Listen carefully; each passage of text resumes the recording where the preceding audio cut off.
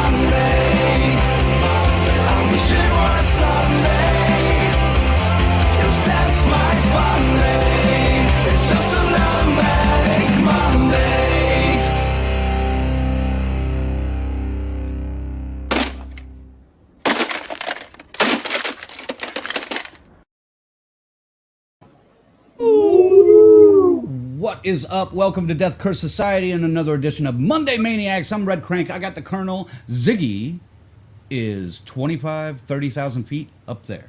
He's in the sky right now, flying back from California. We were at Halloween 45 this weekend, and he will be joining us remotely in a little bit. Colonel, what up? What's up, man? I'm fucking excited. That's what's up. That is what's up. I've been looking forward to this night for a while. Yep. In fact, we're so excited, we're going to rattle through our beginning of the show BS and get right to the meat and potatoes of the show. Thanks to our members, our final girls, Chris, Lorena, Tyrone, our Crazy Ralphs, Rick and Raymond, and our camp counselors, 42nd Street Pete, Corey, Luke, Michigan Dave, S. Michael, Stacy Lynn, Orlando, Patricia, and JJ. Thank you, guys. That's right. And, of course, also thanks to our associate producer, C-Phase. Let's bring him in real quick. What's up, Phase? Woo! Yeah, we don't have time for Phase right now. We'll talk to him later. We've got to get to our special guest of the evening. Sorry, Phase. You know how it goes. You're not sorry. I see him laughing in the bottom, so it's okay. It's okay. We got to get to this, though. But I'm really excited about this. We talked to this man out in Albuquerque when we were down for the Morgue and Crypt Horror Fest. The one and only Thom Mathews, ladies and gentlemen. Welcome to the show, sir. Pleasure to be here. Sorry, FaZe. Sorry, Faye. He may jump back in later. We don't know, but you know, I'm sure he we'll will. see. So, Thom Mathews from Friday the 13th, Part 6, and the upcoming Never Hike Alone 2, the finale of that. We're going to get Friday into... the 13th, yeah. Yeah, we're going to get Looking into... forward for that to drop that, yeah. Oh, yeah. We can't wait, man. We were hoping to be up in Telluride for the premiere of that, but honestly, it's a little pricey. It's a great venue, yeah. We premiered Never Hike Alone there, so I'm familiar with the space. And if you ever get a chance to get up there when it's not so pricey, by all means do it, because it's a really cool venue. Yeah. Well, one thing that we have special for you, like I mentioned in the open, our partner Zigzag is flying through the skies right now on his way home to Detroit. I'm in a hotel room, as you can tell. I'm not in my regular dressed up set. But Zigzag wanted to start out the show with a question, so I'm going to bring this up for you. So here we go. Okay.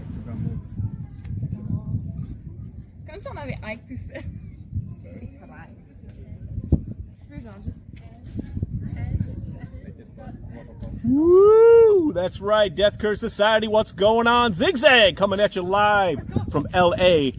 Sorry I can't be there tonight, man. I am in an airplane as we speak. Tom, this is killing me, man. I've been looking forward to this one for months. However, I do have one question for you before I hand it over to my bros, and they're going to work you over. When did you first learn Tommy Jarvis was going to be revisited by you? Was it Never Hike Alone and Vincent, or was it the team over at Gun Media Ilphonic about the video game? Just curious, man, because we're so tickled that you did come back to it. That's what I got for you, man. Death Curse Society, again, sorry, in the air. See you next week. Monday Maniacs, DCS, zigzag out.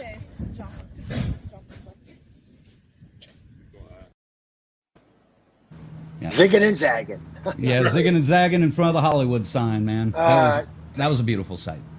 Yeah, it was up on Mulholland or one of those Griffith hiking Park. trails. Or probably Brentwood. Griffith Park, yeah. Yeah, up by Griffith Park. Yeah. What came first, the chicken or the egg? In my situation, I think Never Hike Alone came first, and then the game came second. Okay. Well, what were your thoughts on a video game based in the Friday the 13th universe and having your character included in that? I think it was a great idea. They had been talking about doing one for a while. They're going to stop the current version and then come up with, I think, something more realistic in the future, which I haven't been approached, and I don't know if anybody has about being a part of it or not as of yet. Okay. Colonel, you want to jump in here with one? Yeah, well, speaking about the game and Never Hike Alone, did you ever think you'd get the chance to reprise your role as Tommy Jarvis? Well, I was certainly holding out for Tom McLaughlin to come up with a sequel, a direct sequel to Part 6, but that never happened. So, and then the lawsuit was going on, and you know, I'm getting a little bit older every day, so I thought I'd jump on Never Hike Alone, and it kind of restarted my acting career too a little bit. Funny enough, because the executive producer did a movie for him, Barry J, called oh shoot, what's the name? Killer Therapy. Killer Therapy. So that's out. Yep. Yeah. So that's out now, and I did a Western and a bunch of other things. So I was thankful to have the opportunity to, reprise Tommy Jarvis, kind of get my chops going again. Right. In the downtime that you had between, when you stopped acting for a while and then kind of had a revival recently, you became a contractor. Is that the correct term? No, I've always done it, even before I started acting. I've always done carpentry or construction or something like that. My grandfather was a carpenter. He worked for the studios, so we always had tools around when we were growing up as kids and stuff like that. My dad was in construction, so I didn't even realize how much I knew. I just took it for granted that everyone knew what I knew, but it turns out to have some value. And I've kind of got an artistic eye, so that also helps with the finishing touches and stuff like that. So I've always done it. I've had my company for, I don't know, I've been doing it 35 years, 40 years now. Wow. And you're still involved with that, even to this day? Yeah, I got two huge projects, two of the biggest projects we've ever done going on right now. Cool. I have 12 employees, and I hire subcontractors for plumbing and HVAC and drywall, and depends on how big the job is. Got to get more bodies in there, but yeah. Okay. Colonel, you had a question along these lines. Speaking of which, what is more fulfilling for you? Creating a character for the big screen or creating people's dream homes? Like, which one is one more fulfilling than the other, or is it about the same? Well, they're both creative, but if I had my wish, I'd probably be doing acting full time, at least. If I had my way, I'd do like 2 or 3 movies a year, and that would be enough. Maybe 2. It depends on the shoot. Okay. We've talked a little bit about Friday, mostly about the video game, but when you were approached, or even after doing Part 6, Had you ever had a chance to discuss the character of Tommy Jarvis or the films with any of the actors that did the role previously, like Corey Feldman or John Shepard? No, I haven't spoken with them. I haven't even run into them. I Yeah. almost had the opportunity of being in 13 Fanboy, but I'm not sure my scenes would have been with Corey or not. Okay. Okay. You That know, was we've another. been doing these horror conventions. I do about 10 to 12 a year, Mhm. and I just came up with the idea that maybe it might be kind of cool to have all three Jarvises at one convention. You know, for a circuit around the country doing the horror conventions. Oh, Right. no, that would be fantastic. I mean, I personally, Yeah. thought I thought the fans would kind of dig that. oh yeah, Yeah. like That. yeah, because my favorite films of the franchise are what I call the Jarvis story, 4, 5, and 6. So I mean, I'd be in nerd heaven if that ever happened. Awesome. Colonel, won't you get in there with another one? All right. Well, since we're speaking of part 6, what was the audition like to play Tommy Jarvis? Did you know it was for the role of Tommy Jarvis? If so, did you watch Friday the 13th Part 4 and 5? I did know that it was for the role of Tommy Jarvis. At the time it was just like almost any other audition, and the final callback was over at Paramount. There's probably 25 people in the room. Tom McLaughlin was in there, our director. Don't ask me where he was sitting. I have no idea. And then I was reading against, I think, 3 or 4 other guys. At the time, I had seen, the first one, Friday the 13th, first one.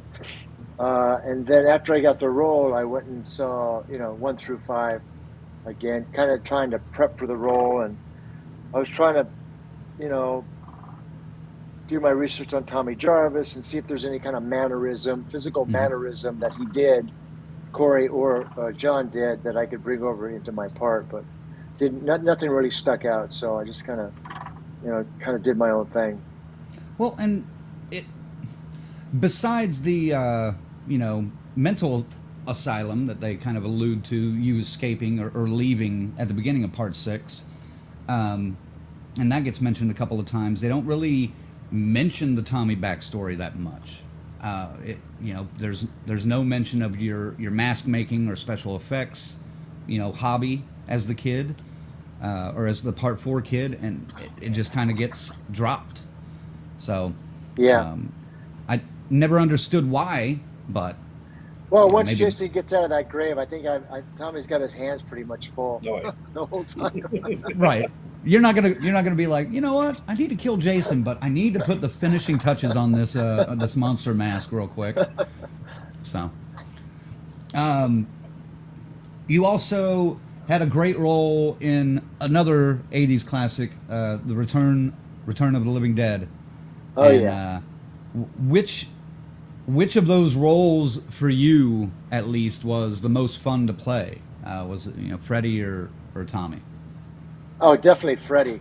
I mean, look at the arc of the character for an actor. I mean, innocent kid going out to be a brain-sucking zombie, and everything in between. So, you gotta emotionally, you have to pace yourself on each page, on each day, and you don't always shoot in order. So you got to kind of jump back and forth. So it was a lot of fun, and plus, I mean,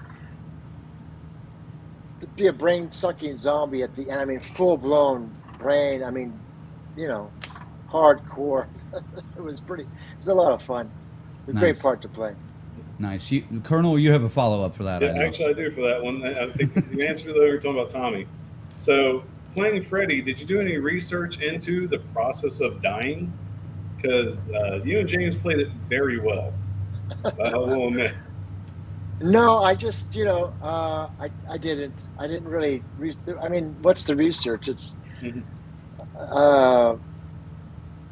dying is a very personal experience for everybody, so it's going to be different for everybody, I would imagine. So I just kind of, made a decision on the day that we were shooting where he was in that moment in the script to kind of tie it all together. Very nice.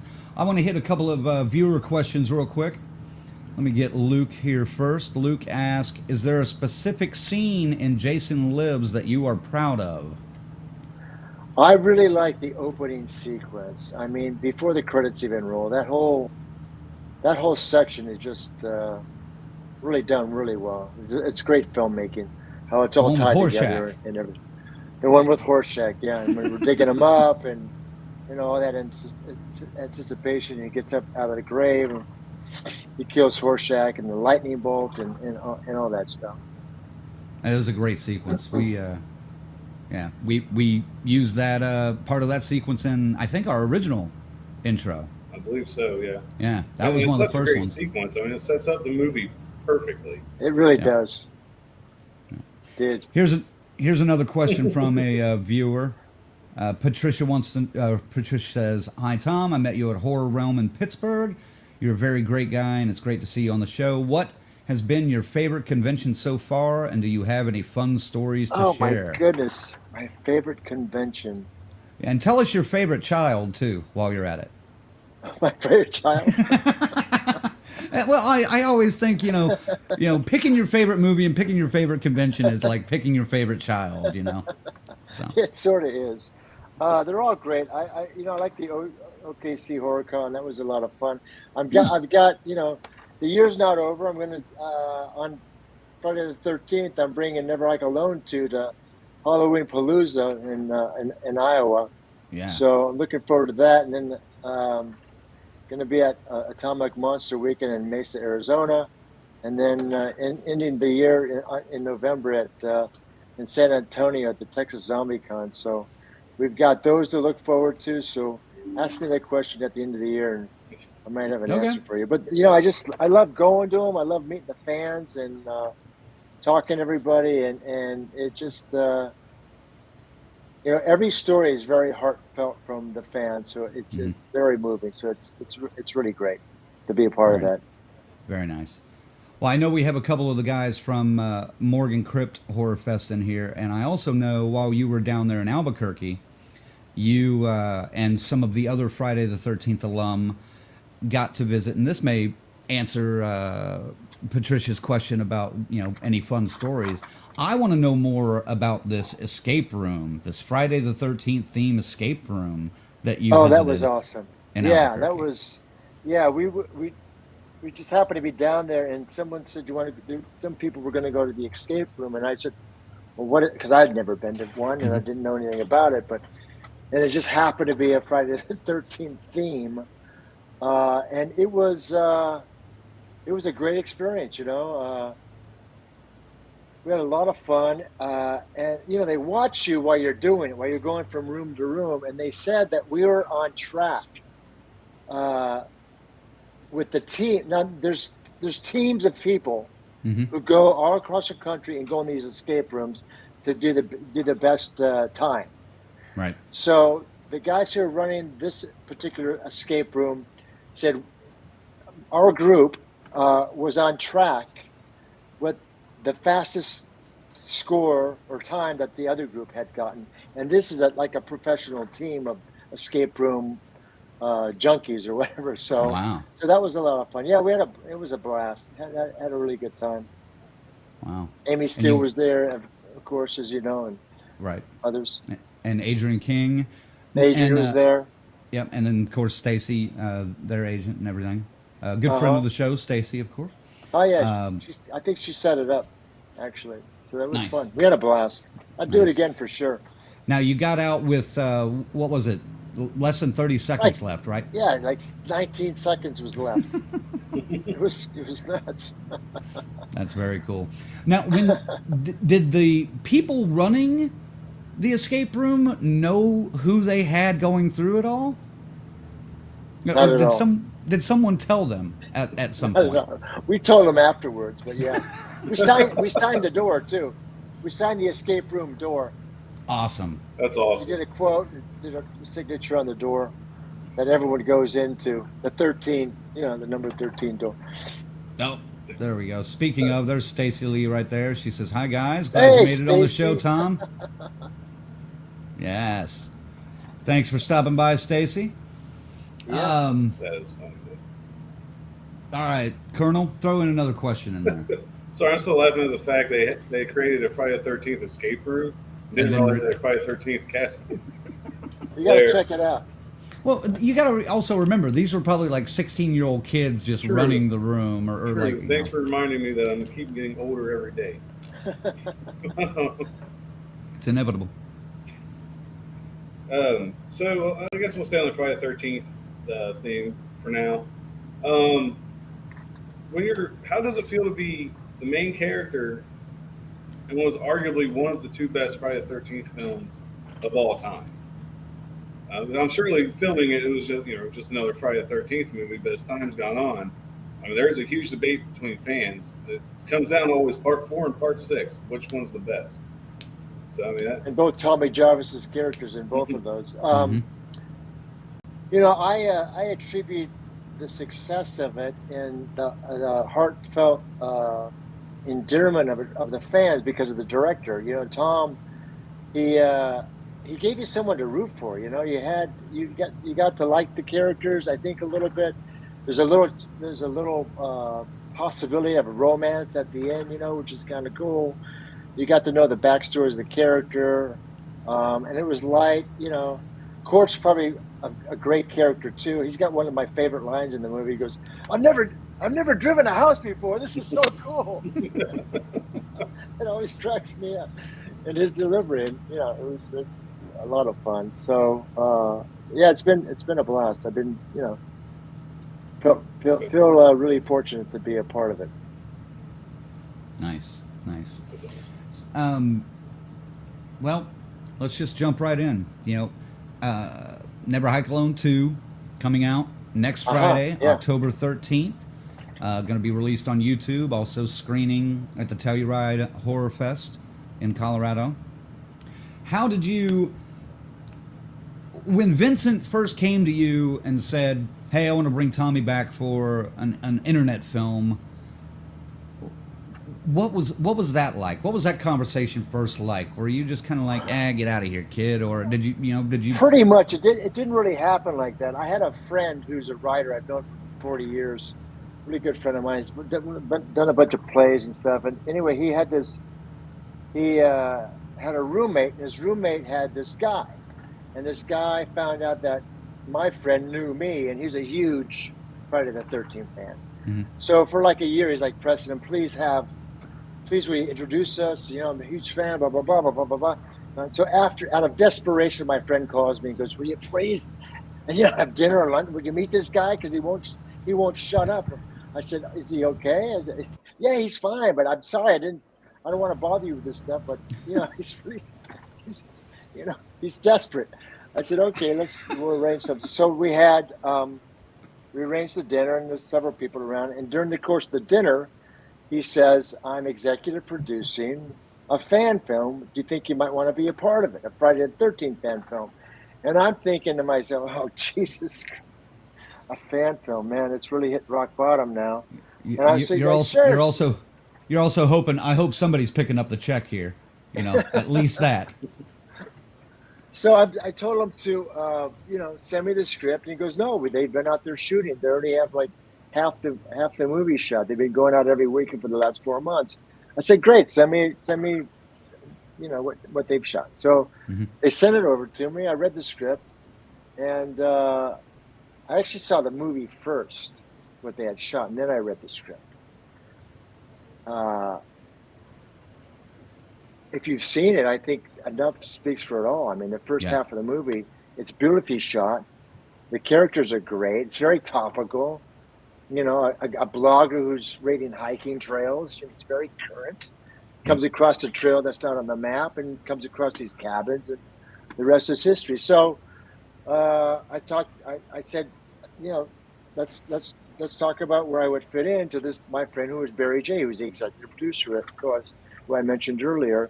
So then I had a meeting with Vincent DeSante, the writer, producer, director, and we figured out I'd slip right into the paramedic role without too much trouble. So that's how I was literally one day shot.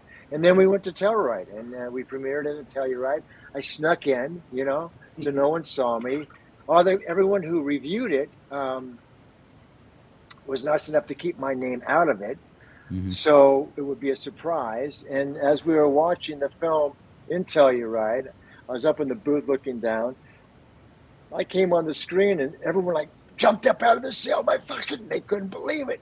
It's blowing their minds. And so I got a lot of those same responses on Facebook and stuff like that from people who jumped out of their sofas at home and as they were watching it. So it was a great. Well, it's a great movie. So it is a good movie. It ends well, and we kind of start Never Hike Alone 2, where part 1 ends. Except for we go back a little bit. We kind of overlap a little bit. So I have a big fight scene with Jason in part 1. You only hear it. The paramedics, my team hears it. In part 2, you're going to see it. Nice. So it kind of overlaps. You see the fight scene. Very nice. Oh, that's Very awesome. nice. And then it kind of takes off. And then, of course, we got the great Vinny Guastafaro, who comes back as the deputy, Rick the Dick Cologne, Yes. as I like to say. I was hoping you would call him that on the show. It's going to But make he's- t-shirts out of it. Yes, he's elevated to sheriff now, though. Well, he survived because we locked him up in part 6 in the jail. Right. So he's stuck around the town and still thinking Tommy Jarvis is killing everybody. But he has a revelation in Never Hike Alone 2. Very nice. Very nice. Well, Joseph, I think, speaks for all of us. He says, thanks, Tom, for being here. Can't wait for Never Hike Alone 2. Joseph is one of the folks we met and hung out with out in California for the weekend.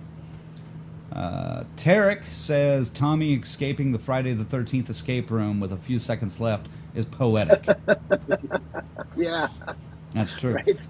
And I like this one. S. Michael Sims says, somebody needs to do a Friday multiverse with all 3 Tommies. Yeah, that'd be cool. That would be wild. Get Doctor Strange involved in that, and we'll see what we can do here. Mind blower. Yeah. Here's sure. Here's another question. Carrie wants to know: would you ever go back to the franchise if asked to do a film for? If asked to do a film, your character could be the new Crazy Ralph. Oh, wait a minute, Carrie. Could be. It could be. Could Tommy For be just a Crazy dreaming, it Ralph? could be anybody. I could be Jason too. I mean, Oof. have to Well, bulk and- up a little bit.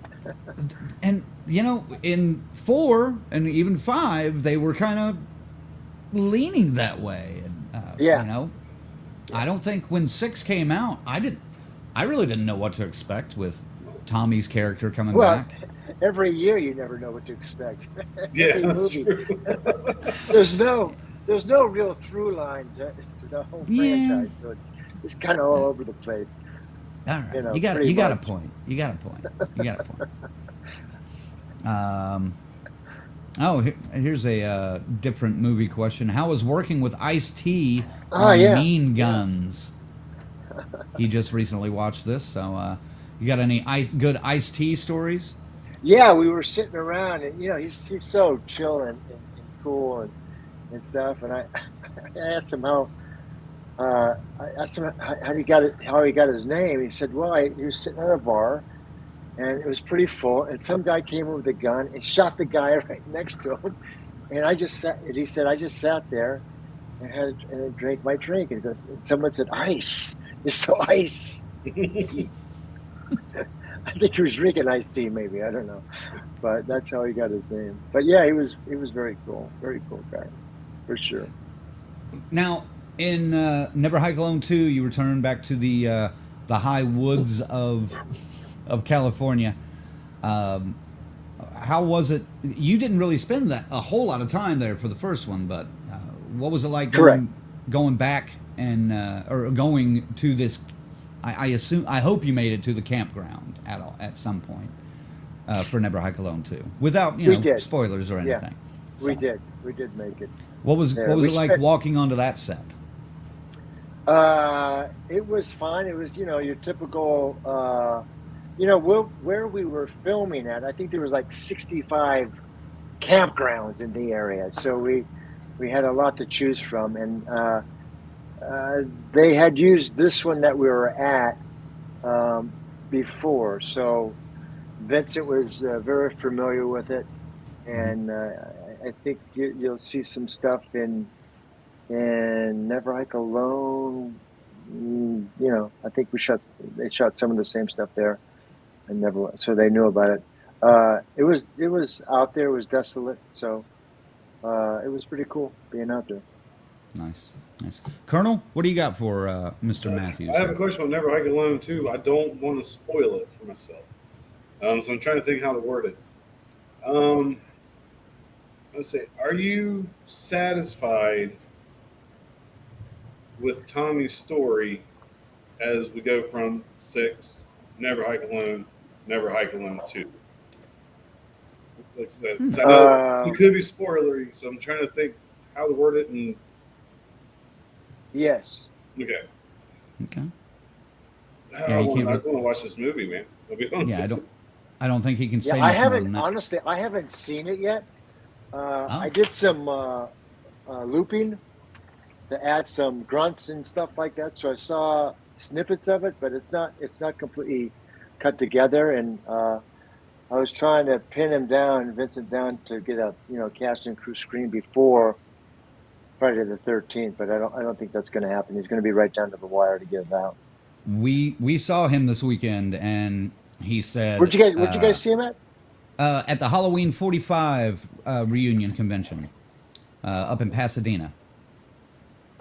It was basically the 45th anniversary of the movie Halloween, and nice. A bunch of them were there. So, but he was there with Cinescare, one of the producers and production teams behind it. So we bumped into him, and he said effects was going to show up one day, and then the day after another layer that he needed to finish up the film was going to show up, and so he was going to be pretty much, like you said, right up to the wire before it's ready to go. Hopefully exporting is a breeze for him on the way out, on the way to Colorado. So yeah, we've got it being released that weekend at a bunch of different places. OC HorrorCon, I think, is going to be one of them. I reached out to them while all the conventions while I was there, and so we're getting a pretty good response to release it at that weekend or within the month of October. A couple places. Right. Some of the conventions don't start until like the end of October, so we're happy to do it. Yeah, it's a busy time right now. So yes, for the conventions especially, we've been running ragged on them. So. S. Michael wants to know, he says, "What's up, Tom? Can't wait to see Never Hike Alone 2.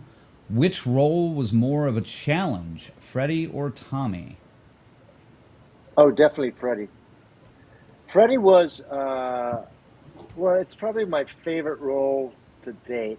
Not only was it my biggest part at the time, as I mentioned earlier, the character, just the arc of the character was a lot of fun to play, I mean, really innocent kid in the beginning, and then, brain sucking zombie at the end. Just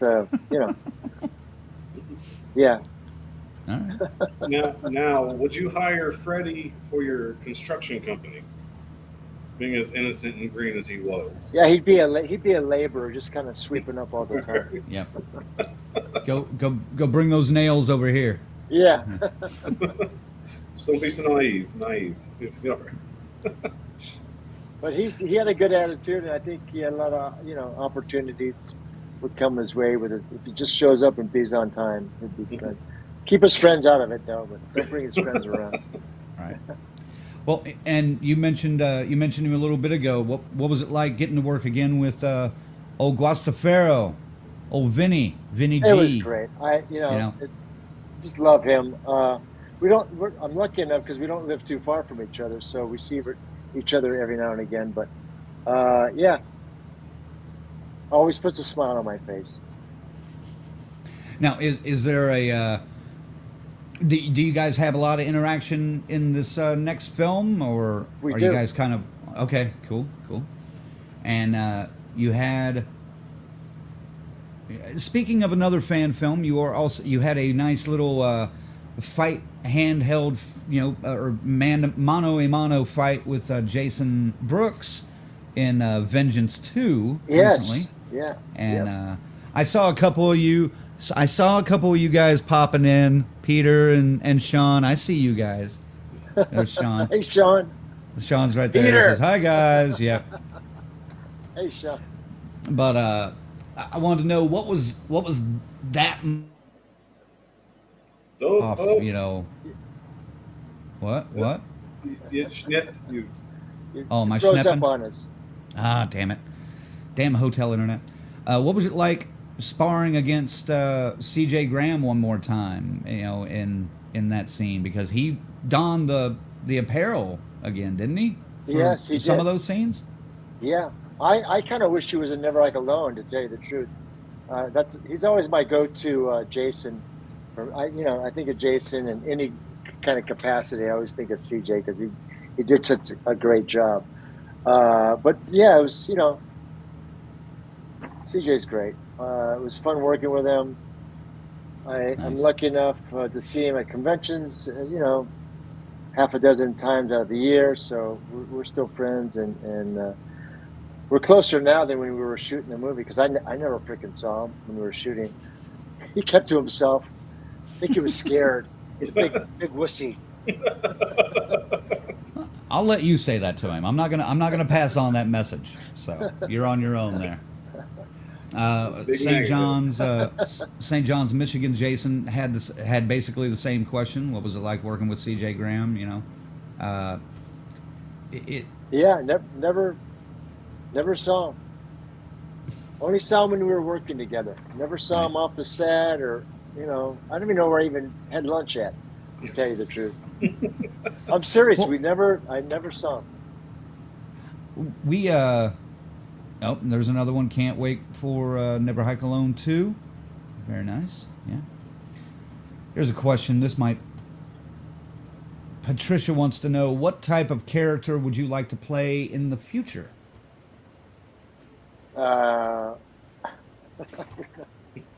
Anything that pays, Patricia.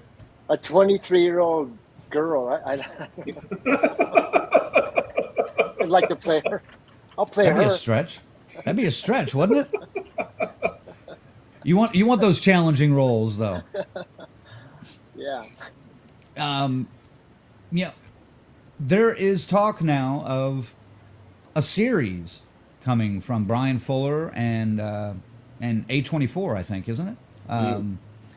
With kind of maybe not adding to the story of Friday the 13th, and called Crystal Lake. Now, we know a lot of it got put on hold for a little bit because of the Writers Guild and things like that, but Right. would you be interested to dip your toe into the TV world if they came? Sure, knocking? I'd be interested. It'd be interesting to see what they come up with, since how the limitations of what they can do with the franchise. So I don't know if they're even allowed to use my character, Tommy Jarvis. Yeah, So, that's a good point. we'll see. I But I don't know. could come by back as someone else, I suppose, because All right. I'm just an actor. I assume. Well, you're not going to tell us anyway. They haven't contacted you at all, have they? They haven't. No, All right. You couldn't tell us if they had anyway. I know. that's but- true. You're right. Colonel, jump in here. What do you got for her? All right, I'm going to jump in here with probably a question you've been asked a million times, but I think it's silly, and I'd be silly to pass on this. Do you feel responsible for all the lives that we've tragically lost since you brought Jason back to life? I'm sorry, Tom. I'm sorry. I've thought about this a lot, and I think Kane Hodder owes me a bunch of money. That's what I think. I agree. At least owes you a steak dinner next time you guys are at the contest. Yeah, exactly. Please. There you go. No, I love your idea of doing a multiple Tommy Jarvis photo op, or at least Yeah, attending the it'd be kinda convention cool. together. Yeah, sure. That photo op would be fire if you guys could put that together. I think so too. I know Corey does cons. John Shepard, not so much. John, But we have the same booker, so I know he's been doing them last year a little bit. So I don't think it would be too hard of a stretch to get the three of us together. that would be great. Well, I'll mention it Yeah. to a couple of cons that we work with and see There you go. if we can nudge it that direction. I think the fans would dig it. So the fans would eat that up. But yeah, Colonel, I you lost look my train lost. of thought for a All minute. right, So so you look lost in thought. yep. So again, I like stupid questions. I'm sorry. I get the serious ones out of the way first, and I like to get kind of stupid. Do brains really smell? Let me try it again. Do brains really smell spicy? oh, hers did. Hers Hers did. did. All right. Oh, Craig, you gotta help me here. I'm drowning. I know it. All right. S. Michael wants to know: is there any particular scene, without spoilers, obviously, that you were most proud of in Never Hike Alone 2? I really have to see the movie to answer that question because you never know. I mean, I like there was some interaction between the doctor and myself, which was kind of touching, I think, but we'll have to see how it plays. There's some, the effects are going to be really cool. I did see, I saw one crushing the head, which was just, fantastic. Nice. I don't want to spoil it for anybody. All right, fair enough. Well, let's go back a little bit then, and let's get away from Never Hike Alone 2 for a little bit. Tell us a little bit about your part and how you got into Killer Therapy. How'd you get attached to that film, and what's that about? That is about. I got it involved through the executive producer of Never Hike Alone, Barry J.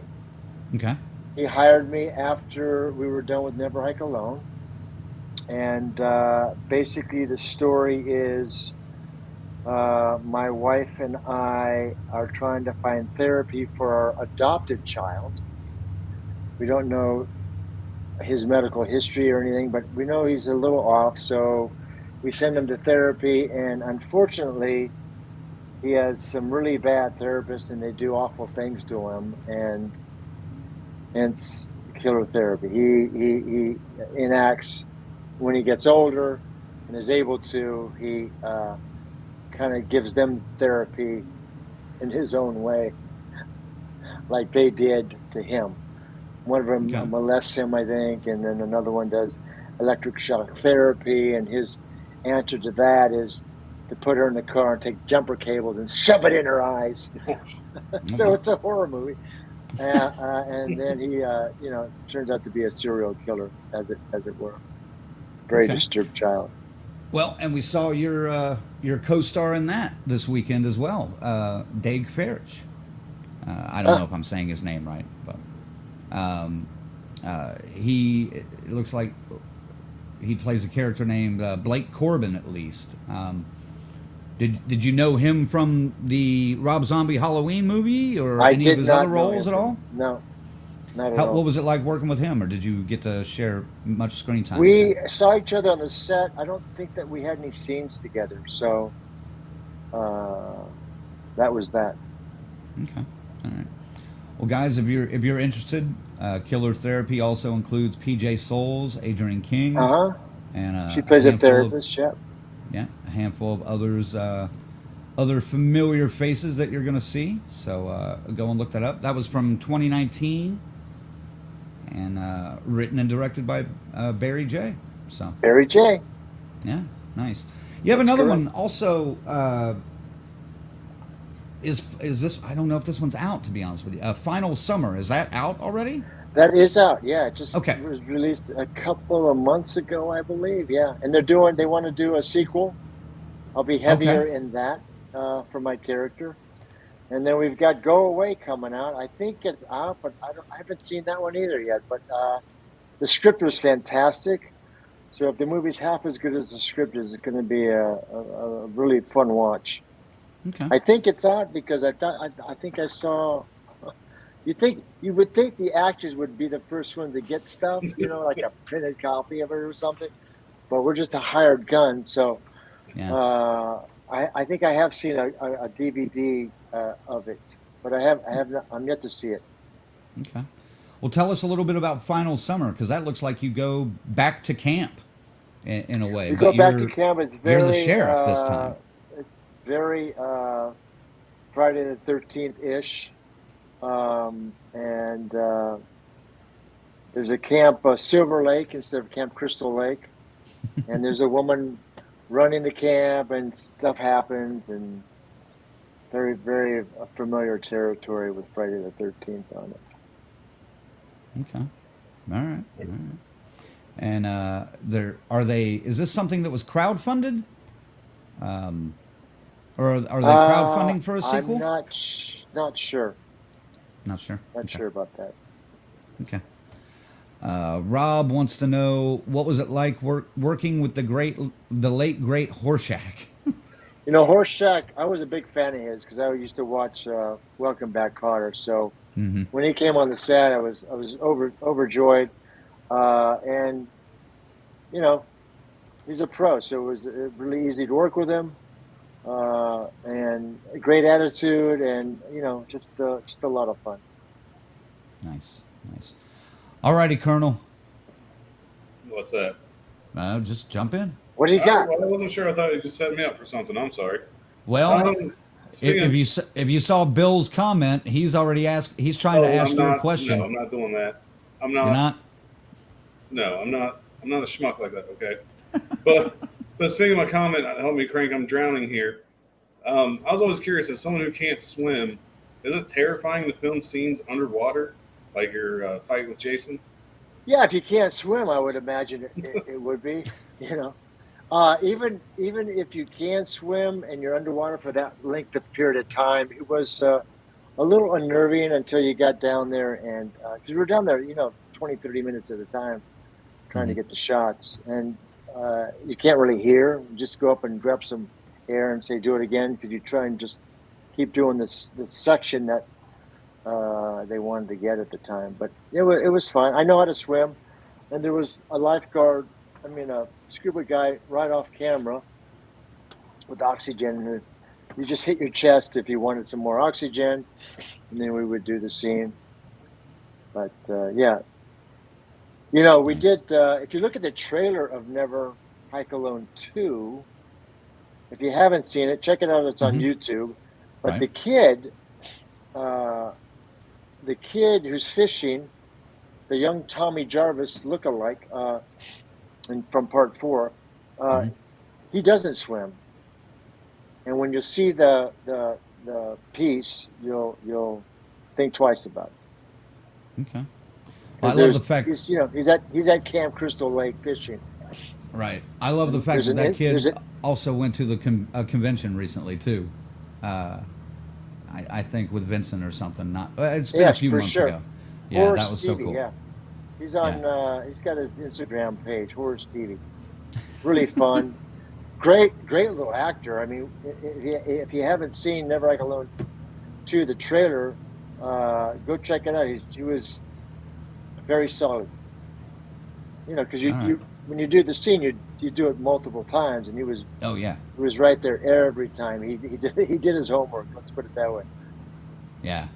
No, that kid was great in the trailer. I can't wait to see more of him in the. Did you realize it was young Tommy Jarvis from part 4 when you were watching? I kind of thought it must be, just because of the bowl haircut. Yeah. And the glasses, but I wasn't sure until just now. But yeah, that's great. That's great. A lot of people didn't catch on to it. Some people did. Yeah. So I was basically talking to myself, this is a dream sequence. That should be interesting. I'm curious to see that. Sean wanted to say, working with you, CJ, and Tommy McLaughlin on the same film was something we will never forget. And you three working with his daughter was simply amazing. Sanaya. He says, thank you, sir. So I wanted to throw that out there. Nah, class act all the way. The whole family, for sure. They're Thank you, Sean. They're Sean. great people. Yeah, they really are. And we he's got talked that about theater. He's got that theater up and running now. I haven't been in it because he was working on it while we were filming, but I'm sure it's creating a lot of good memories for them. I'm sure. yeah, that should be great. We've talked a little bit about CJ. We've talked a little bit about Vinny, and even you mentioned Tom Fridley's court character from Part 6. One person we haven't really brought up is the love interest, Megan, Jennifer Cook.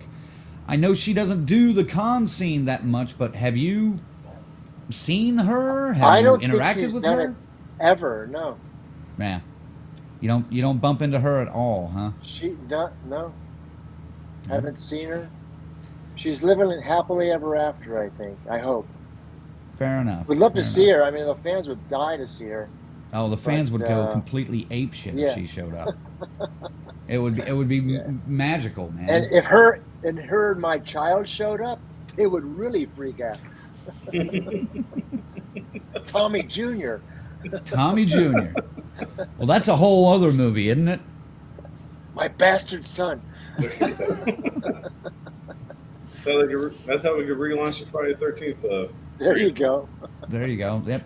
Let's call Sean Cunningham right now and see what we can work out. Tommy McLaughlin too. Yeah. Did you know Tommy McLaughlin has a crypt at the Hollywood Cemetery? I heard you talking about that. Did you know that? We were there today. We found it. Yeah. Oh, you saw his script? That where he's was going to be put Yep, away? that was one of the things that we kind of set out to find once we found that cemetery. Yeah. What He are you goes talking there about? every year for his birthday. He celebrates his birthday there. Yeah, July 19th. We actually, I strongly considered, like, after Albuquerque was just a couple weeks before that, or 10 days before that. And I strongly considered just kind of hanging out in the area and just driving around and killing time and going out for his birthday celebration this year. But there was just, at the time, there was no way I could take that much time off work, like real work. And I had to get back to Oklahoma, so it was but we did find it today, and it was interesting. But Zigzag really wanted to go because he loves the movie One Dark Night, and they found that there. Yeah. So Yeah, for sure. Ziggy was just like freaking out, like like taking pictures all around. And it was a very cool experience. So, Cool. Awesome. let's see. All right. We already asked that one, kind of, about the swimming. Do we have another one here? I'm not asking that, Bill. Sorry. Come on, Bill. Clean it up. You want it? It's not dirty. Oh. Yeah. All right, fine. I'll show it. Bill wants to know, what's your favorite dinosaur and why? This is kind of a running joke around here, honestly. My favorite dinosaur. God, I wish I had something. I just always go for the T-Rex for some reason. Yeah, I'm the same. Jurassic Park ruined me. That's my go-to answer. Yeah, since I was a it's kid. like goes in my brain. Yeah. Some of those. Yeah. Well, what's next for you? You've got the what'd you call the Iowa convention? We've got let me see. Happen to have it right here. Nice. Going to Halloween Palooza on Friday the 13th. I'll be bringing Never Hike Alone 2 there. And then on the 27th, the weekend of the 27th, I'll be in Mesa, Arizona for the Atomic Monster Weekend. And then November 10th through 13th, the Texas Zombie Convention in San Antonio, Texas. And I have family there, so I should probably look them up while I'm there. I'm sure they're watching. Yeah, I'm sure they're on here. Anyway, that's what I'm doing. I'm sticking to it. And then it looks like Go Away comes out later on this year, from what I've been able to find. So yeah, it doesn't look like it's officially out yet, but I could be wrong. So I just saw a DVD cover, and I just was heartbroken. I haven't seen it yet, so I always kind of like to see and support and push, on social media, things that these independent filmmakers are making. So Yeah. Faze, while you're down there, will you get the link for the Indiegogo for Never Hike Alone 2 and pop that in the comments for us? That campaign is still going, so get your DVD and Blu-ray perks, get your posters, and all that get your stuff. thank you and the credits for $10. I mean, I think that's closed. I think the credits is. are closed. Yeah. Okay. Because he has to have time to type them all in Right. and all that. So there's a lot. yes, but yeah, man, I think that's all we've got for you tonight. Okay. And, well, great. Well, thanks for having me, guys. Yeah, we greatly appreciate you having it. Much. Yeah, and tune into YouTube, everybody, on Friday, October 13th, and catch the debut of Never Hike Alone 2, starring the one and only Thom Mathews. And can't wait to see you again, sir. Thanks, buddy. Right. I can't wait to see you kick Jason's ass. That's right. You better kick Jason's ass. Colonel. All right. Have a good night, sir. We'll see you next time. See you guys. Good night, Tom. All right. And that's Thom Mathews, ladies and gentlemen. Thom Mathews, folks. How cool was that? Yeah, that was neat. That was cool. Man, I'm really looking forward to that movie. That is a big link. I don't know if that's going to work there. There should be a shortened link on that page, Faye, somewhere. Like a little short link. I don't know where it is, but try to track that down. That may be a little too much for some of the comments.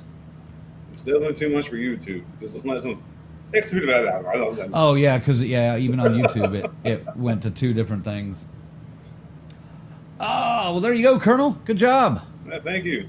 Woo! Like I said, man, I was really looking forward to this one, dude. Tom is one of the few Friday the 13th cast members haven't been lucky enough to meet yet at a con. Like every time, I miss it. Like 5 and 6, those are the two hard movies that get people seeing these cons, man. It kind of irritates me because they're really good fucking movies. Dude, he was. It was so funny because we were literally seconds away from leaving that after party in Albuquerque because it wasn't really our thing. It was just a bunch of music, a little bit of dancing. Well, the drinking was my thing, but that's a different story. But we were literally getting ready to leave, and then, like, in come dancing, Adrian King, Amy Steele, and not necessarily dancing, but Thom Mathews right behind him, and of course Stacey Lee. But Tom just kind of walks in and then just sidles up to the table like John Wayne and just stands there, and I'm kind of awestruck by Amy Steele, just watching her and Adrian, playing around. And then Ziggy, like, immediately goes over to Tom and starts talking to him. And so I wander over there at some point. And, it was neat, man. He was real cool. He's very succinct, though. His answers are very short and to the point. So. See, personally, I like that because that's how I am most of the time. Especially at work. Like, I can ramble on forever. But like, guys, no, and I go. Speaking of work, I just seen a comment here from our favorite doctor here at the show. Should have made it to more, Colonel. Yep. I should have. Pisses me off is I won't go into a whole bunch of detail. My days are denied because there's a new operating system at work, which finally went live today. Yeah, you know what I did for 8 hours? Sat on my fucking ass and got paid to do jack shit. I bet because the operating system was not necessarily working properly. Correct. So it's like I got denied an opportunity of a fucking lifetime for this operating system to get delayed 2 months and then not fucking work.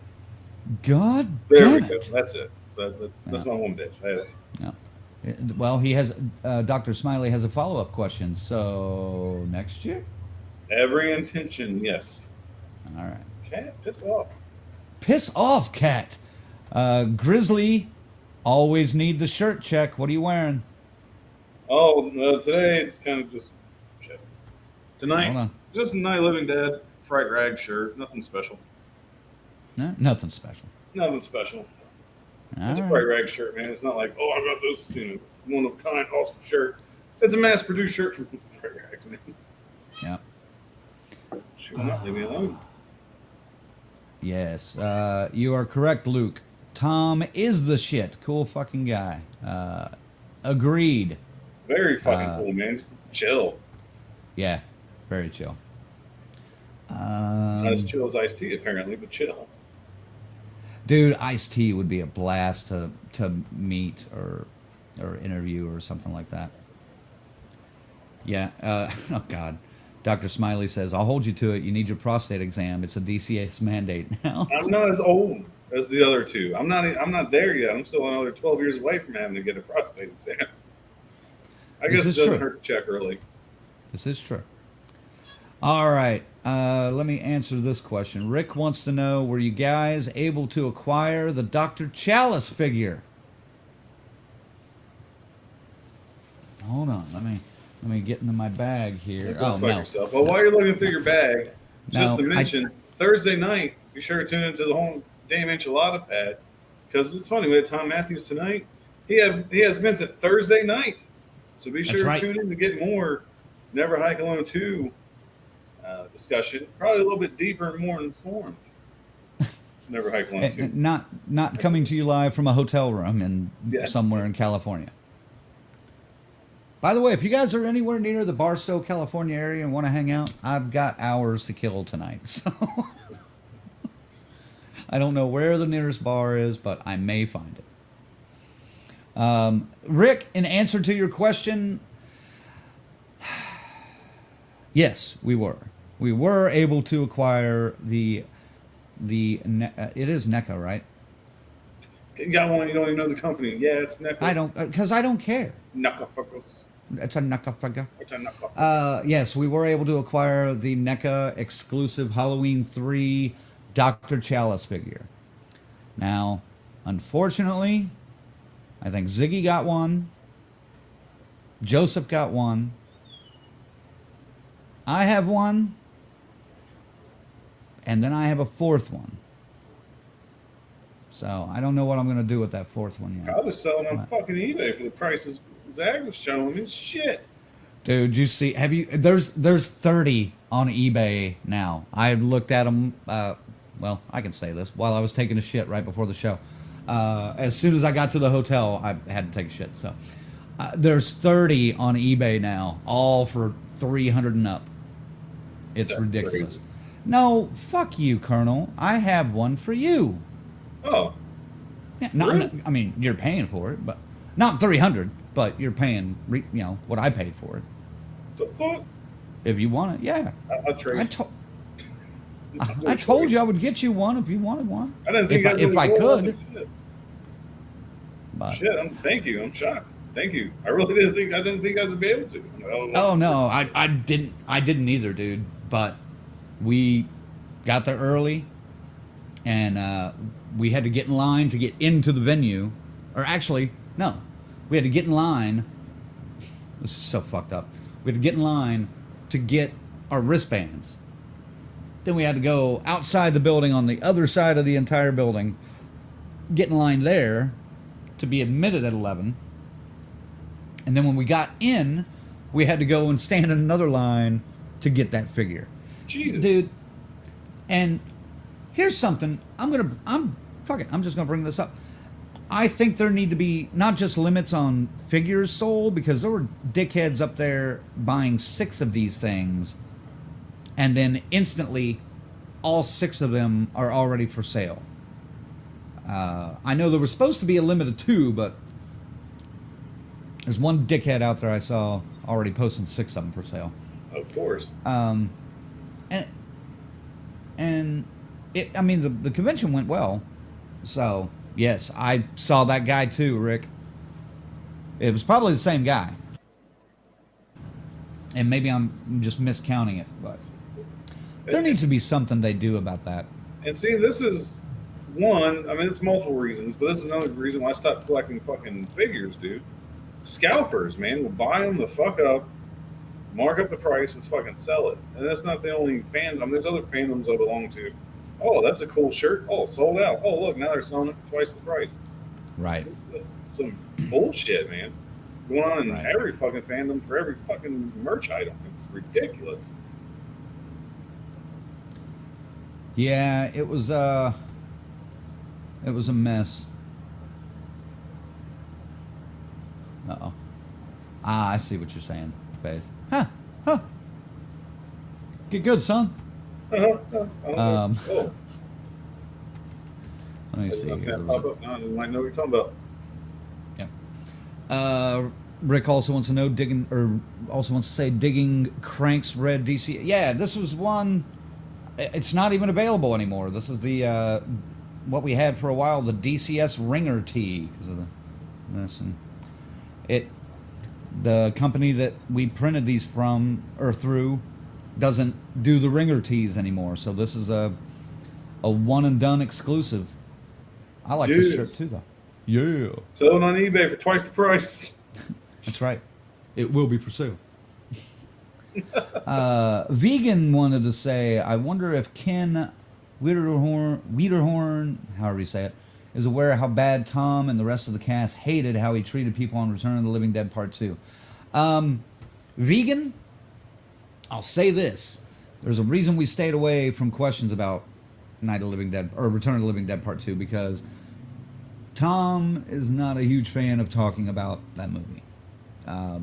It got brought up in Albuquerque, and it didn't go then. It didn't go well. So, we had a couple of questions about that, but we decided to not worry about it. So, Yeah, that was best left unsaid. It was kind of. Yep. There's a good idea from Rick. Raffle it off. The Dr. Chalice? 100 tickets at $10 each? I like the math on that. I do too, but we'd be able to get $100 to bid, 100 people to bid $10. I mean, Zach loves a raffle, man. Shit, he might even put $10 in. There we go. Kiara says it. No, really, scalpers deserve to get hit with a metal bat, especially with rare and limited items. I agree completely. Here's another thing. I wish they would put limits on a number of items you can get signed from each celebrity at a con as well, because it seemed like every single time I wanted to get in line this time around, there was somebody up ahead with one of those fucking red wagon carts loaded with shit. And you could just sit there and watch him take 30 minutes, 40 minutes of time at getting 40 items signed or whatever. It was stupid. So if anybody runs any cons out there, consider that whenever it gets, hectic.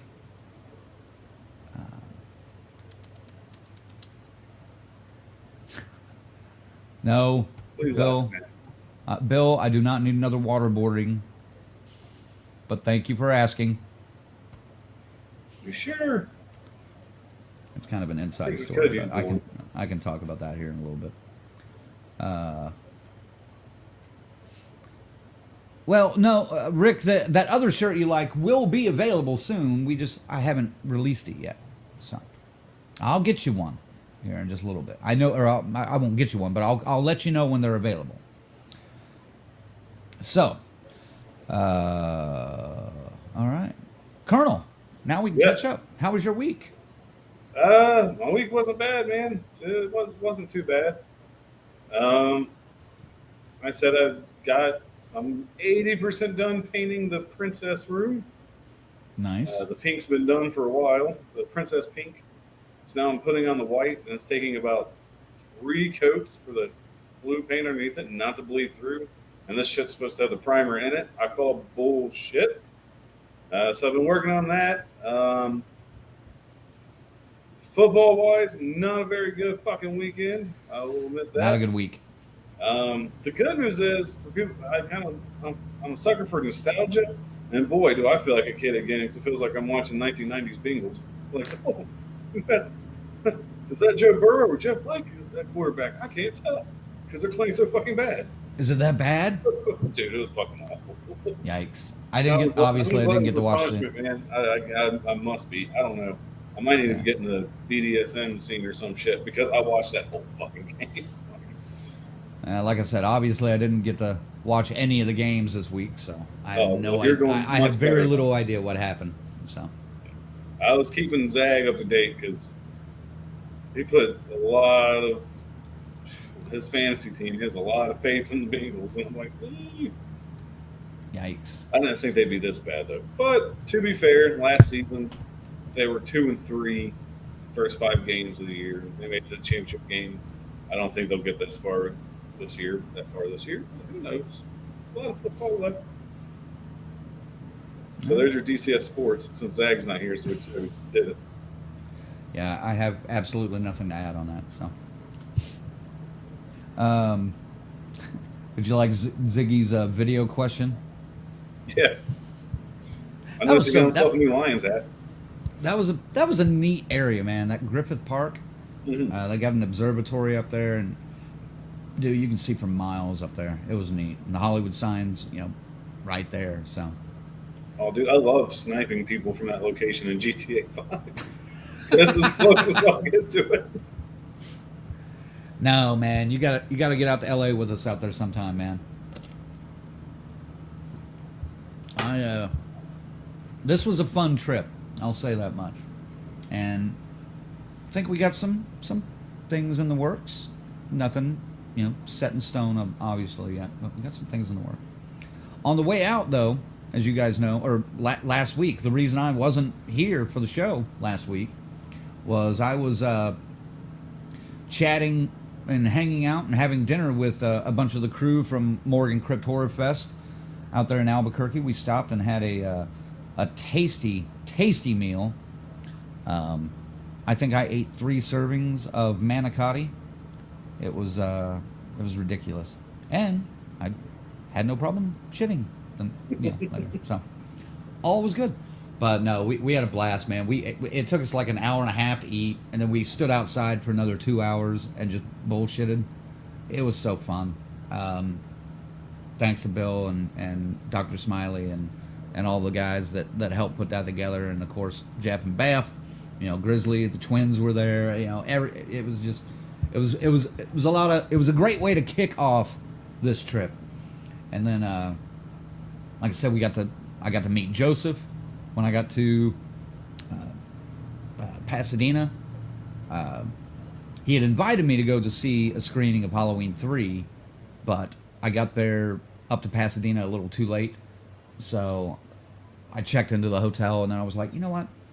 I think if I haul ass, I can meet him or catch him outside the movie theater and surprise him. And sure enough, that's what I did. And he's decked out in his Michael Myers gear and everything, and just standing outside talking to one of his friends that he saw the movie with. And I start walking up towards him, and I see this woman he's talking to just look like side-eyeing me, like, who the fuck is this? Like slowly reaching into her purse, like getting her mace ready, Not to look at you, do you blame her?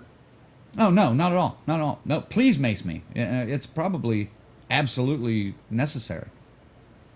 But yeah, I walked around him and just kind of looked at him, and it was just kind of like, so is this where the cool kids hang out or something? Like, I can't remember exactly what I said to him, and he was just awestruck. So we chatted there for a little bit, then we went to grab a bite to eat, and then I went back to the hotel and crashed, and then picked Ziggy up the next day, checked out a couple of things while I was, had some free time, and then the convention. Or we had the bus tour on Friday.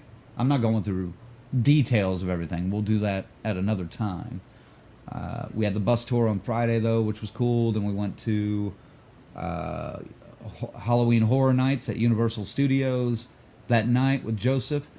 I think we probably overall walked about 15 miles on Friday. Our legs were rocked. Just like, we were so sore Saturday, and then we had to get up early and get to the con. And man, the con was good though. It was a smaller. It's not nearly as big as like Horror Hound, even though it is a Horror Hound convention. But it was neat, man. It was really neat. And Sean Clark, all the accolades that he can get, he deserves, man. Actually, Saturday was his birthday, I think. So, you know, this is kind of his con in a way. But it was a good show, man. And wish you could have been there, but wish you and FaZe could have been there. Well, the shitty part is, man, I had, again, if I chose the right one, I had to choose between two cons. Like I said, everything set for both. I chose the one on the East Coast over the one on the West Coast. I had to choose one, goddammit. I still think I chose the best one, but I'm glad you and Zach had a good time, man. You guys deserve it. Yeah, it was fun. But I think Ziggy and I are going to do a special live maybe later this week and talk about the convention a little bit more and show off some of the stuff that we got. Because, like I said, we got the Chalice figure. I went ahead and picked up that Halloween game early. The Hidden Movement board game that... No, the Trick or Treat Studios game? Yeah, the Trick or Treat Studios is getting ready to release. They had a handful there. So I went ahead and grabbed one of those, and it looks pretty fun. I may even do an unboxing of that somewhere down the line, but I'm not sure when we're going to do that, but I think Ziggy and I will get on and talk all about Halloween 45 because it was a blast. So, should we bring our associate producer in to? Yeah, I think he's earned it. Yeah. Let's see. There he is. What's up, FaZe? How was your week? Oh, it was a week. There you go. There's FaZe. I'm just fucking with you. Come back, FaZe. No, come on. I didn't do that. Yeah, that was all me. That was all you. Well, how's it going? How's your week, man? Yeah. Anything particular special or anything? Not really. No? I mean, not to bring the mood down too much, but lost one of our coworkers this week. Kind of a bummer. Yeah. Like you can't find him, or like he died. Dead? Yeah, Holy shit! Yeah. It happens in the service industry more often than I wish, but yeah. Damn, man, sorry to hear that. So that was my week, but other than that, I'm pretty normal. Gee. Man, way to go, Colonel. You should have left him out, man. We didn't need that. Didn't need that fucking news. Didn't need none of that.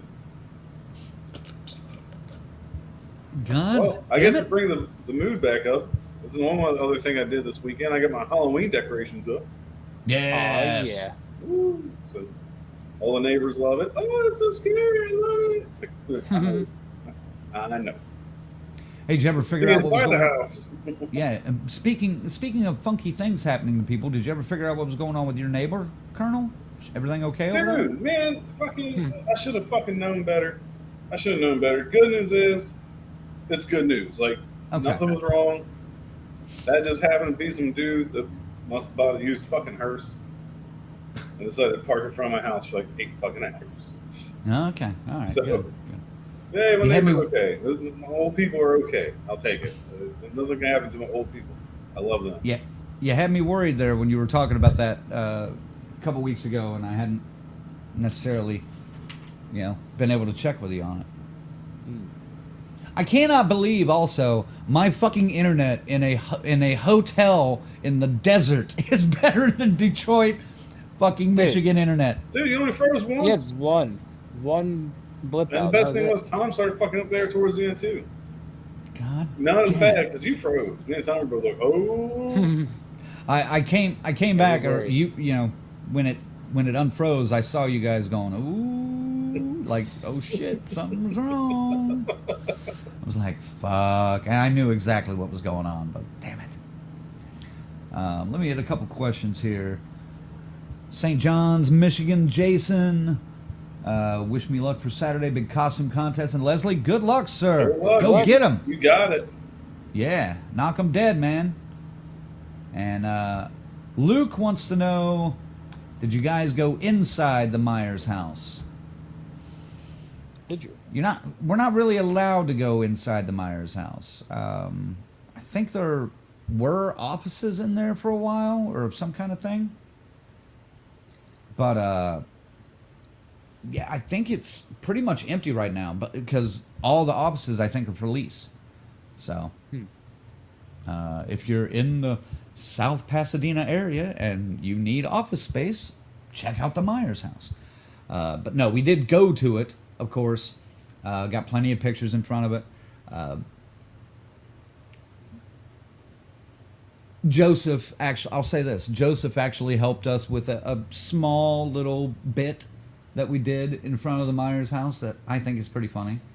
And then when we did that, we ended up getting stuck there for like 45 minutes because everyone else wanted pictures with Joseph in the Myers outfit at the Myers house. So we could have made bank if we had charged $5 a photo there easy. We could have easily made, yeah, we could have easily made like $500 because we took so many damn photos. It was crazy. There's the Sarge. Oh yes, she's been dying to come on the show for like 3 weeks, man. I'm like, no. We have a guest. No. We've had some serious stuff like, going on. Why are you still awake? And so she wants to say hi and show her boo boo. Hi, Sarge. What'd you do to your arm? I don't know. I bumped into somebody. She bumped into the playground. She bumped into somebody and fell on the playground. Dang it! Did you mess them up? No. You should. Yeah. What did they look like? Yeah, fight back. She's already going to bed. So. Oh, okay. Go to bed, Sarge. Fight back tomorrow, though. Do not take kid parenting advice from Crank. Do not. Oh my God. God damn it! If I have to go pick her up from school tomorrow, I'm pissed. I want to bill you for pay loss, man. Oh God. Well, hopefully the other one looks worse than she did. Yeah. Oh, it wasn't a fight. It was literally they're probably just fucking playing, running around, bumped into each other and fell. Fair enough. Kiara says, still dying to meet you all at a con. We'll get up there someday. We tried to get you to come down to where were we? In Jersey, New Jersey? Yeah, we tried to get you to make that trip, but we understand if that's too far. But well, Buffalo wouldn't be a bad town to visit, man. Try some official, authentic buffalo wings. Is that where they're from? Okay. I'm just saying, I'm not impressed. That might be a good enough reason to get me out of Buffalo. Fair enough. Especially you being a foodie. I mean, hey, man. Well, I am a foodie. Yeah. Kiara says, yeah, I was too broke for that. Yeah, we all were, but we made it anyway. I'm gonna be riding back into Oklahoma on fumes, man. Thank God, I have to go down a mountain because I can coast down that for like an hour and a half and not use any gas, hopefully. Whew. This was a wild trip, though. It was a lot of fun. So, somebody, dang it. I know it was off topic, but there we go. Adam says, yo, sorry I had to leave for a while. What did you think of Saw X? I left sort of disappointed, but the gore was on point. Also, didn't Amanda and Jigsaw die in the franchise? So this wasn't a prequel. I was just confused. I know you've seen the movie, so let me help out with the one part I explained to Adam, and it's all yours, because I did not see the movie. So I am, matter of fact, broke, and I knew we weren't going to review it tonight, so there was no reason to go see it. This film takes place between Saw 1 and 2. That's right. That's right. So it's 1.5. Yeah, so Saw X is Saw 1.5. It makes no sense, but it's okay. So Amanda and Jigsaw could be obviously be in between 1 and 2. There's, if you didn't see it, also Adam, hopefully you stuck around for the mid-credit sequence at the end, because that was another good little throwdown. So for those of you that haven't seen Saw X yet, I would recommend it. I wasn't necessarily disappointed. I thought it was a pretty good flick. But yeah, you guys, figure it out. Have your own opinion. And Kiara, I know you were broke in. When did we go up there? Was that August? Yeah. No, it was September. Or the 1st of September. First weekend of September. Or no, first weekend of August. That's what a bad. First weekend of August. That's what I meant. If you were too broke for that, save up some money for the second weekend of November, perhaps. That's all I can say right now. But try to budget if you can. Back on Saw X though for a second. Luke says, I thought Saw X was the best one since the first 3. I wanted to hate it, but I loved it. Very good. There you go. Yeah. There's the other side of the coin on the Saw X review. I will say this about Saw X, and then I'll move on. I like the fact that they spent a little time exploring John Kramer and the character, because that was, most of the Saw sequels especially just jump right into a trap, and then a little bit of story right into a trap. This one has a good 20-30 minutes of story with, one trap scene, sort of, basically. So, I appreciated that. So. All right. That's it. That's all we're talking about on Saw X. You guys are on your own on figuring that out. Yeah. Kiara says, dang it, I'm going to Frightmare on the Falls at the end of October, so I won't be able to save it all.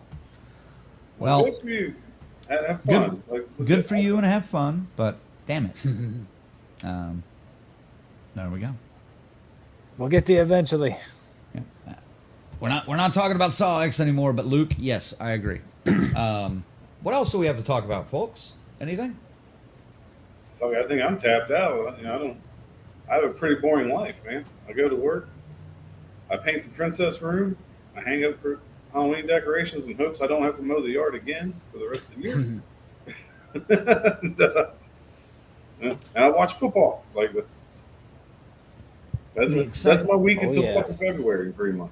The exciting life of the DCS, yeah. Did Detroit cremate Green Bay? I'm trying to remember. Green Bay made a little bit of start making the comeback. At least the score says they started making. Yeah, I didn't watch. That's we true. were 34-20, man, so I didn't watch the game. Go Detroit! Sorry, Wisconsin. Yeah. Overrated anymore. I hope my dad didn't hear that. Hope he's not watching.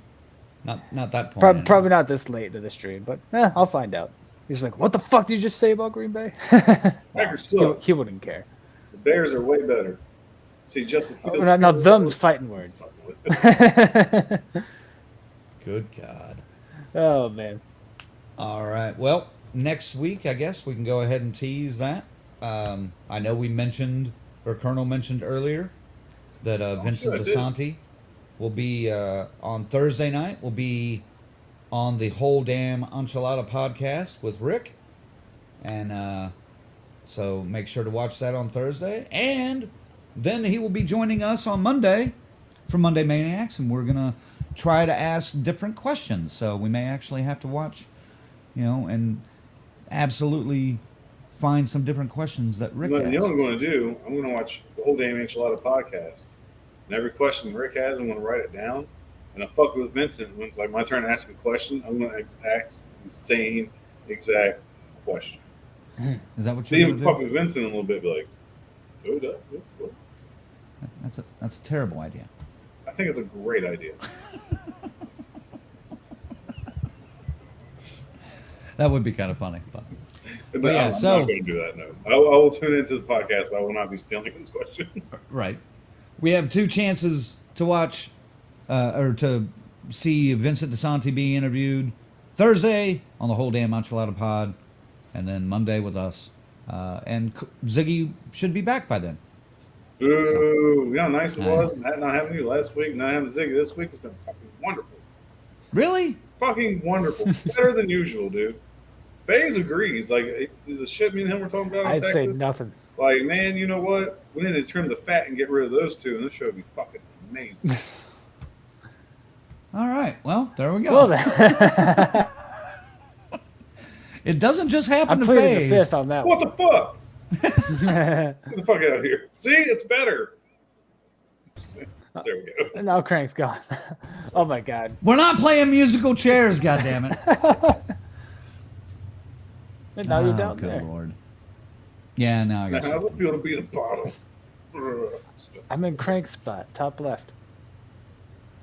That's all right. Just giving me shit, man. We missed you guys. There you go. There we go. Fuck No. you. Wow. Fuck you, Colonel. You're the bottom.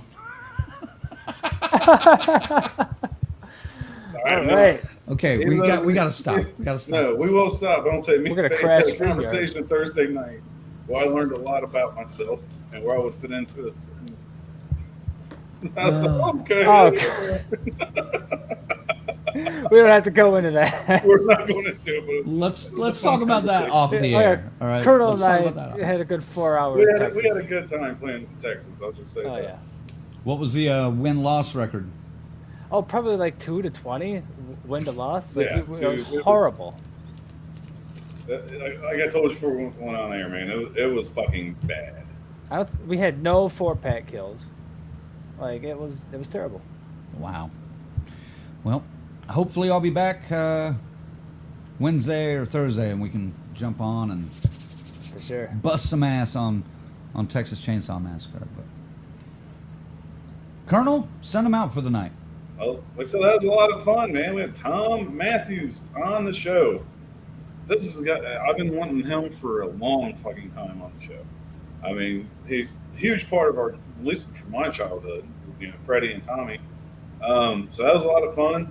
Thank you for tuning in. Thank you for your questions. I think he enjoyed those, especially the Bill's dinosaur question. I think that was his favorite of the night. And yeah, next week I spoiled it unknowingly. I wasn't thinking. So yes, Vincent DeSante next Monday. Well, the group will be together again. The pack will be whole. And I want to stop there with that bad joke. So just remember, folks, it's starting to get colder outside. People are going to be staying inside. Make sure you're washing those dicks and not getting people sick. And ladies, don't smell like the Scuba Steve. Use Summer's Eve. Ain't nobody trying to go down on that. Just saying. Good Lord. What? The look of horror on Frank's face. Dude, don't say that.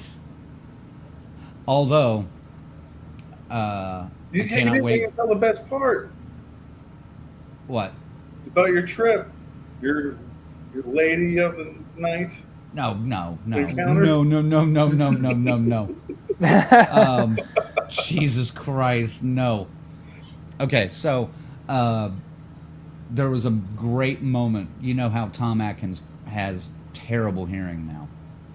There was a great moment where he's trying to answer a question, and he talks about Halloween 3, and he says something about one of the other actors that's on stage getting eaten out, and he uses that terminology and just keeps on going and finishes his statement, and I think it was Stacey Nelkin kind of leans up and goes, is that what you meant to say, Tom? Oh my God, wait till you guys see this. It was funny as shit. But Gotta love Tom Atkins. yeah. That's FaZe, in place of Ziggy, send them out. Well, I mean, it's October, spooky season, so best time of the year, in my opinion, and probably most of ours too. I always love October. I don't know. Thanks for watching the show. I'm not good at sending these off, so Crank, All right, go well, ahead. All right, well then never mind. Don't send them off. Yeah, we guys, I can't really tell you everything that we have going on, but we have an October to blow your fucking mind. Well, I mean, shit. We kicked off October in the DCS with Thom fucking Mathews. There you go. Hello, that's Elvira. not fucking bad. And we got Not bad Elvira at in there. all. Not too shabby. We got Vincent DeSanti next week. I can tell you the week after that, we're going to do a review of The Exorcist, Believer, and Never Hike Alone 2. So, yes, Colonel, get ready. God damn, I was really hoping we went to see that fucking movie. Now, we have to see it. We have to see it. I know. After that, oof, guys. Oh my God. Stay tuned. Because those last 2 weeks are going to be, of October at least, are going to be fun-ass shows. And hopefully, we'll have a big announcement for you here in a couple of weeks. But until then, one more time, I want to thank our members, our final girls and guys, Chris, Lorena, Tyrone, our Crazy Ralphs, Rick and Raymond, and our camp counselors, 42nd Street Pete, Corey, Luke, Michigan Dave, S. Michael, Stacy Lynn, Orlando, Patricia, and JJ.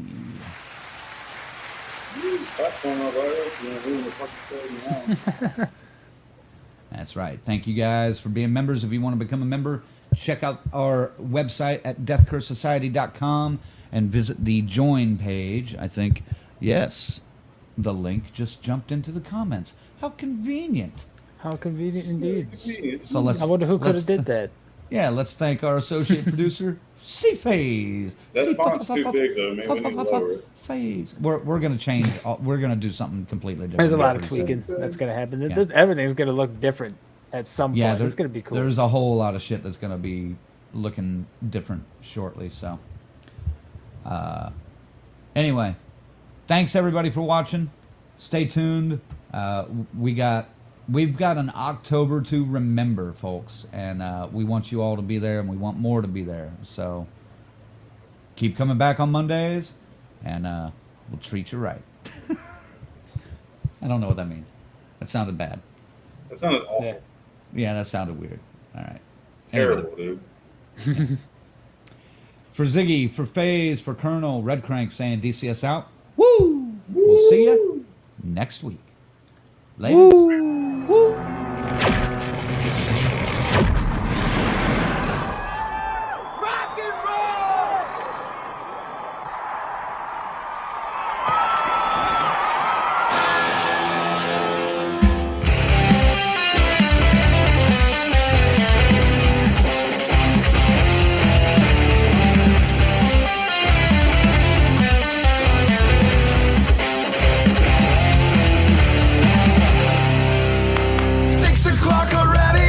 Just in the middle of a dream.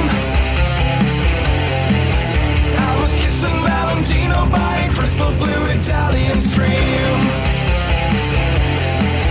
But I can't be late, 'cause then I guess I just won't get paid. These are the days when you wish your bed was already made. It's just another manic Monday. It was Sunday, 'cause that's my fun day. My I don't have to run day. It's just another manic Monday. I wish it was Sunday, 'cause that's my fun day. It's just another manic Monday.